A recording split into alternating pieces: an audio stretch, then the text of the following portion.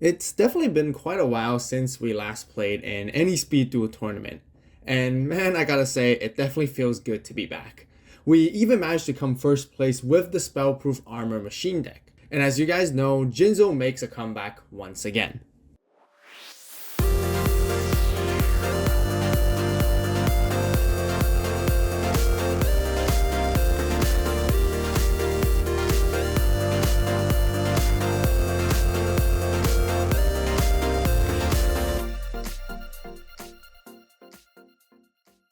Hello Yu-Gioh players and speed duelists, welcome back to another new deck profile and in-depth building guide video. In case you guys didn't know, I hosted one of the greatest YUGITUBER King of Speed Duel tournament celebrating the release of the GX Duel Academy Box. We got 8 legendary content creators within the Yu-Gioh and TCG community space, participating and clashing against each other for the champion title. We also live streamed the event, and I guarantee you guys that this is something you do not want to miss out. So head on over there and watch that video as well, as links will be left on the top right iCard right here and in the description box down below. So just so you guys know, this is just the beginning of the Speed Duel GX content on the channel, and we got lots more other deck profiles to feature coming up real soon. So if you guys are just as excited, definitely be sure to subscribe right now for more of those videos and turn on that notification bell so you guys will know immediately when a video goes live. Also, definitely give this video a like because it just really helps with the YouTube algorithm. With that out of the way, let's get back into the video. Now let's get into the introduction, because the GX Duel Academy Box introduced several really good reprints, especially when it comes to staples. There is Floodgate Trap Hole, which is a reprint, and there's also Wall of D, which is known to be an extremely powerful card, especially during the Duel Links era. Zoma the Spirit and as well as Nightmare Wheel are also very powerful cards and very popular. Not only that, Book of Moon is also played a lot, and we do see the occasional offerings to the Doom as well. To combat against these powerful meta staples, I came up with the conclusion of utilizing Jinzo with Spellproof Armor once again. As a result, the combination of both these cards shuts off many decks out there. It basically says no to any of these spells and any of these traps. I'll also go through all my matchups in the tournament after the deck profile as well, so be sure to stick around if you want to learn how to best play this deck. I'm also super excited to share with all you guys that we managed to win the Ancient Gear Golem playmat, as you guys can see right here, and we're definitely going to be using it for our video today. But let's just get into the deck profile right now. Alright, just like the good old days, we start off with our skill, where we have Spellproof Armor, which is Bandit Keith's signature skill. You basically want to activate this card as soon as you hit your main phase, essentially, because all your machine monsters you control are unaffected by your opponent's spell effects. Keep in mind that it's your opponent's and not your own, so you can still use your own spells on your machines, which is really why it's really good.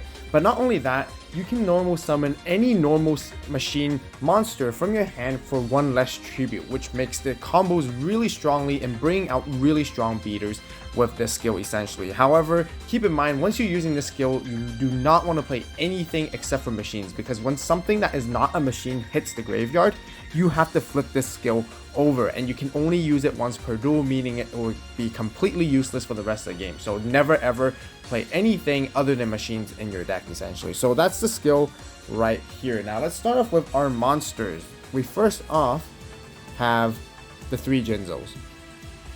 Jinzo basically combos together with Spellproof Armor, negating and nullifying all your opponent's spells and trap effects, and it's a very powerful combination. Your opponent can basically, half of their deck becomes useless against you essentially, and they have to rely on monster effects or monsters to get over you at this point. And it's really important because it takes them by surprise so many times, and especially in game 1, once you hit this combo, you usually secure your first win really easily because of Jinzo. Jinzo just stops everything, every single trap, like I mentioned, in the meta. Floodgate Trap Hole, Wall of D, Zomas, Nightmare Wheels, none of that, and it's just so powerful. So 3 Jinzos is 100% a must. Now moving to our other monsters, we do play the 3 Ally of Justice Colossalus right here, simply because this one is the strongest normal machine monster that you can just straight up normal summon for free with Spellproof Armor's effect, and 2300 beater just basically beats over everything that is normal summonable in the current format. So this is why you gotta play 3 of, no matter what. Next up, with the new additions from this Duel Academy GX box, we got the 3 Cyber Dragons right here, and I really like the addition of this one. Once again, it's a machine that works very well, and the special summoning capability helps very nicely because you can combo very well by special summoning this monster in your second turn. If your opponent has a monster on their board and you special summon this, you can immediately tribute it and bring out Jinzo, and that's right there, just like instant, which is so powerful. So that's what Cyber Dragon is utilized for. We also got a really spicy tech that follows up very nicely with Cyber Dragon as well, which we'll get into later. Now, last but not least, to round off the monsters, we have the two Dekoichis. Right here, Dekoichi is just a very good starting monster to play, especially when you're going first, so then you can set, give yourself a little bit of draw power, give yourself a little bit of defensiveness just right off the bat. So that's simply really it for Dekoichi right here. That's basically all for our monsters. Now, moving into our spells, let's first off have the 2 copies of Summer's Art. Before I play 3 copies because you have a lot more normal machines, but now you only have the 3 Colossalists, meaning that you only don't have to really like rely on having too many, and having 2 Summer's Art just helps you give you your 5 copies access more quicker, searching a little bit faster, which is a really good ratio in general. Then we got the 3 copies of Soul Exchange, and this card is absolutely insane. You cannot conduct your battle phase when you use this, but however, you target one of your opponent's monsters and you can tribute them for your tribute summoning. Comboing, again, very strong with Jinzo. This, with just Jinzo, you just combo these 2 cards, you get to remove any of your opponent's monster, essentially. And the major targets you always want to go for are their face-down unknown monsters, because monsters such as DD Warrior Lady, flip effect monsters like Man-Eater Bug, or even Old Vindictive Magicians are a huge threat to Jinzo, and that's why you want to play 3 copies of Soul Exchange, because it helps you remove those and gets rid of those problems, and sacrificing your battle phase for that is totally worth it. Next up, we got 2 Book of Moons right here, just one of the most versatile staples in general to help you play around many different things. It just works nicer. It's also a card that you can use during your opponent's turn, which is why, you know, best staple in the game. 2 is good though.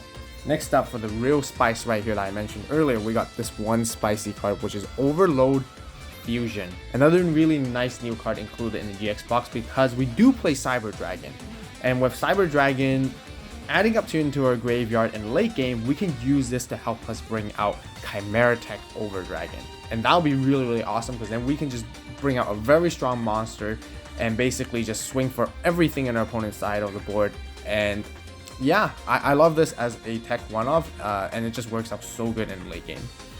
That'll be it for all the spells. To last but not least, we do play 1 trap card in this deck right here, and that is not Zoma before, but this one I particularly like because Psychic Shockwave. A 1 copy, just again for a tech, is just really good in spice.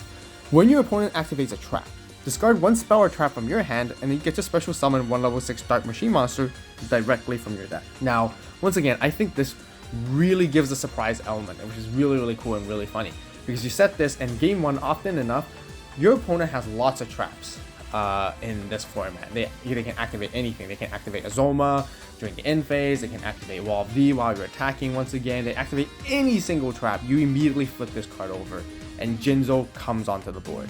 And once Jinzo comes onto the board, their trap card basically gets negated essentially, which is why this card is so good and so strong. And I really like it. It's just so cool playing this card.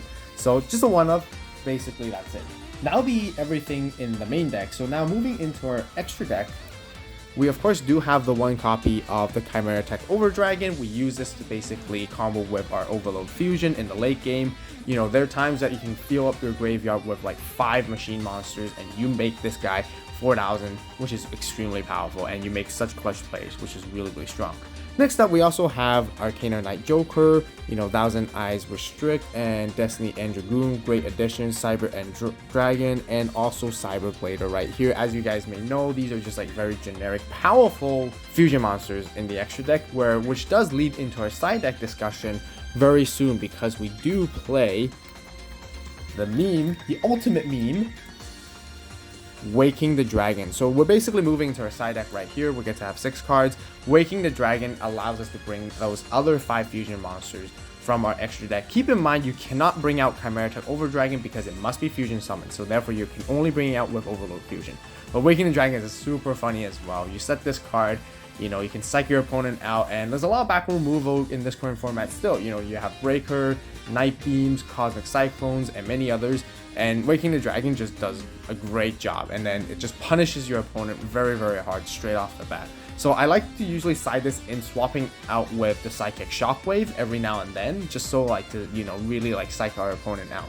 And then our opponents might, you know, second guess, and then once they hit that, thinking that they place Cosmic Cyclone or Night Beam or using Breaker to pop our Psychic Shockwave, they apparently have to pop the Waking the Dragon right here, which is really, really funny when that pulls off.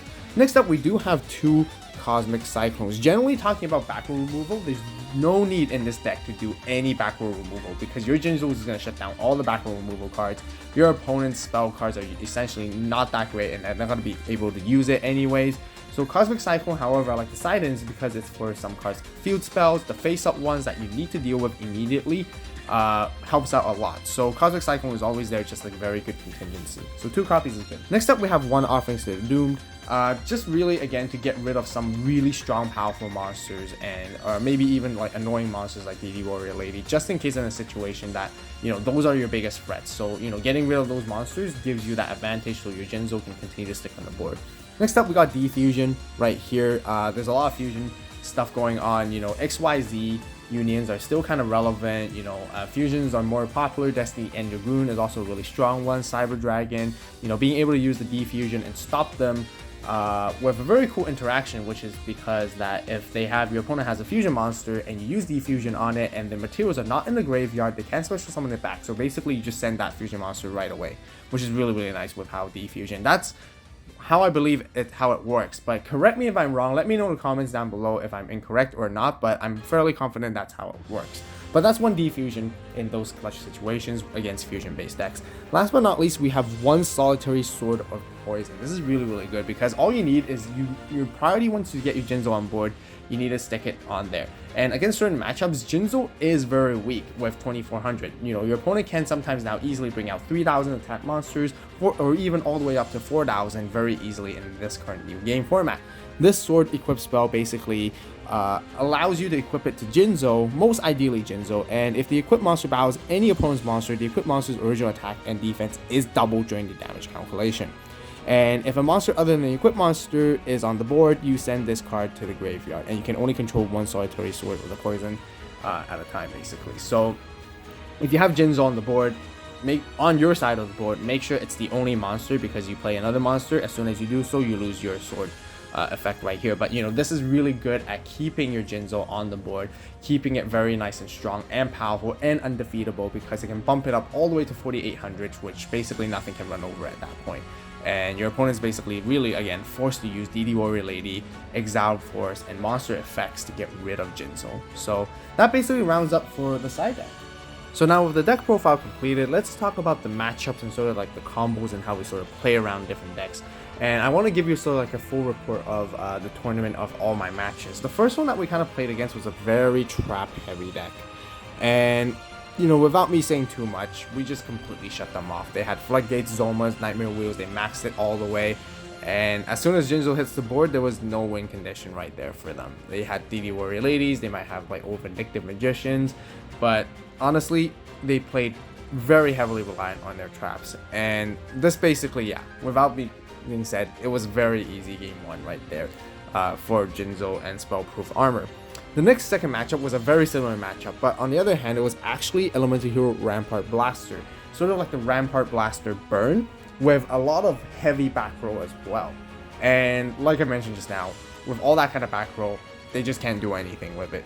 And with Rampart Blaster having 2500 defense, it was definitely hard for Jinzo to get over, because Jinzo only is 24. So with that being said, Soul Exchange and the Solitary Sword of Poison came in real handy against this matchup, because then you can easily go over the Rampart Blaster with ease.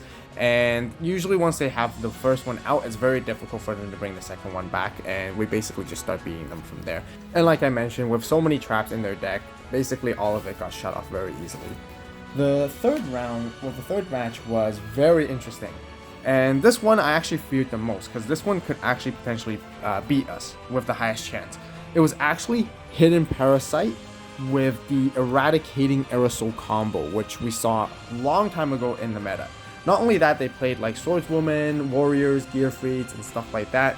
And that was really strong, because the reason why Hidden Parasite and Eradicating Aerosol beats this And when they're able to pull it off, it's because Hidden Parasite changes all our monsters, or all the monsters on the board, into insects. And since Jinzo and the machines are no longer machines, they will not be protected by spellproof armor, meaning that the eradicating aerosol will just wipe it everything in one go. And I'm really fearful on that one, but luckily we were able to sort of pull through and sort of like juggle a little bit. Again, you know, none of their spells were working against us in particular, like the other ones, like Book of Moon or Half Shut. They also play Half Shut along with like Amazon Swordswoman, which is pretty neat. But we were able to play around it, and luckily enough, they weren't able to draw into the eradicating aerosol at the times that they really needed it. So we were able to sort of, you know, come back and score the game 3 and basically score the entire round as well in the match. The last matchup is actually very interesting, and I would also say that's one of the hardest matchups, because we have Crystal Transcendence right here with Crystal Beasts. So we got Crystal Beast Pegasus, we got the Topaz Tiger, and we have the Amber Mammoth. Now, it was very interesting because the player didn't play Rainbow Dragon. They actually opted in for mainly 3 copies of these monsters you guys see right here, and that was it. And then they combo it along with Crystal Raigeki and Crystal Conclave as their main sort of engine for the control aspect. Crystal Raigeki and Crystal Conclave, once again, they're traps, so Jinzo just shuts them off. But however, Crystal Conclave, they being a player that they were playing, they were actually really smart, because when they knew that when they were facing against Jinzo, they understood that they had to deal with the situation and the problem before Jinzo hits the board. So that's when they immediately flip up Crystal Conclave very early before Jinzo hits, and the matchup comes into becoming very interesting, because then they will start bouncing their own monsters or some of our monsters, making it a little bit difficult for us to tribute summon and try to delay the game a little bit and try to stall it out and then try to control the board. However, on the other hand, we still could easily rely on our main beater, Ally of Justice Colossalus, which can easily just run over all their monsters, and we were able to just to basically beat them down bit by bit from there, and it was actually not that difficult. But that was one of the most interesting and the hardest matchups in the overall tournament, but we were able to score the 4th round just from there. That will conclude my very own deck building strategy and in-depth guide for the Spellproof Armor, Jinzos, and Machines deck profile. If you guys enjoyed the video and found it helpful, please give it a like. If you have any suggestions, recommendations, or questions, be sure to share it with everyone in the comment section down below.